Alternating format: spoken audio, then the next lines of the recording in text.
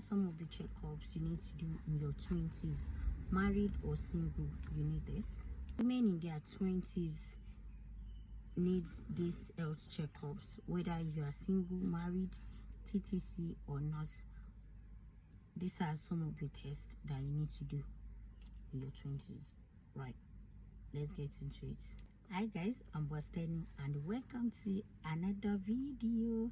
Now these are some of the test checkups that you need to do in your 20s, and I'll list how do I put it, I'll list everything for you, and at the same time I'll explain some of the process for you. Mind you, I am not a doctor nor a nurse or an healthcare practitioner. This is just the test that I've done. I have first-hand experience in these things, so I'm here to give it to you. Your 20s is the best time for you to know your body, not guess it. Whether you're single, TTC, married, just winding your soft life. This test will save you stress in the future. This test can also help prevent infertility, hormonal imbalance, and future complications. Number 1, pelvic and abdominal scan. This shows PCOS, fibroid, ovarian cyst, liver, kidney, bladder, general womb test. Basically, even if you are not TTC, do this regularly. It will help you. Number 2, fertility profile. This is also known as hormonal profile for ladies only, actually. Now this checks prolactin, it checks estrogen, LH, FSH, and more. I actually wrote this down, so don't mind me because I am reading it, and this is how much is there. Now for men, you need sperm counts and motility. Yeah, you read me right. The boys too need to test. It's not only women that have body, right? Number 3, pap smear. Check your cervix health to prevent stories that touch, right? Now please, for pap smear, know that there's no sex for 4 weeks before doing it. I mean, they will not tell you this, but it can affect the results and cause discomfort. But of course, always as a doctor, please not the nurse. And remember, I am talking from experience. Number 4, womb assessment test. Now this is also known as HSG or SIS.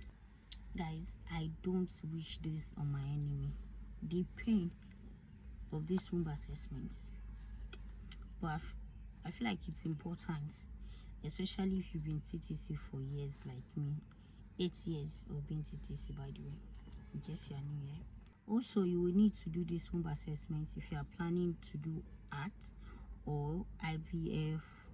These are tips from me to you, basically. Another thing I would advise is to shave at least 3 days before the test. Please do not shave a day before or the morning of the test, because it will be too sensitive. But I mean, everybody is different, but my own body, this is what I experience. 5 tests to do is the blood group and genotype.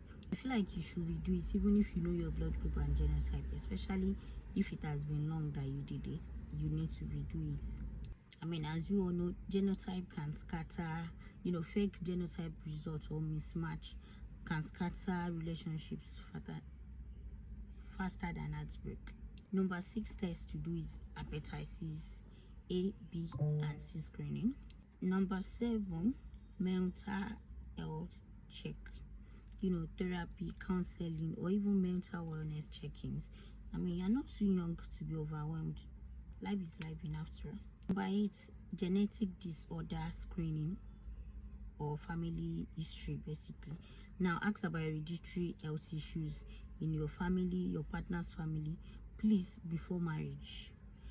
Know if hypertension, diabetes, heart issues, fertility issues, or even scoring runs in the family, so you won't enter into surprise.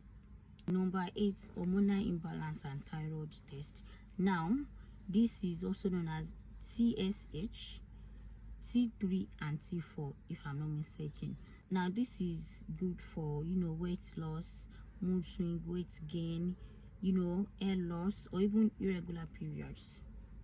so you need it. Number 10, STD and STI panel.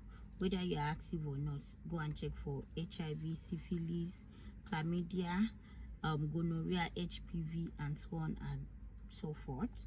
It's better to know than guess. Number 11, dental checkup. Teeth issues can affect your heart and pregnancy, plus fresh breaths. It's free. Number 12, eye test. Now, given the fact that we're using bright phone, ring lights and everything, it's already fighting with your retina, so you don't need to add stress to it. Number 13, routine blood work, CBC, fasting, blood sugar, cholesterol, especially if you shawarma has been nights. Now guys, please remember, I am not a medical expert nor a medical practitioner. This is my experience and I thought to share.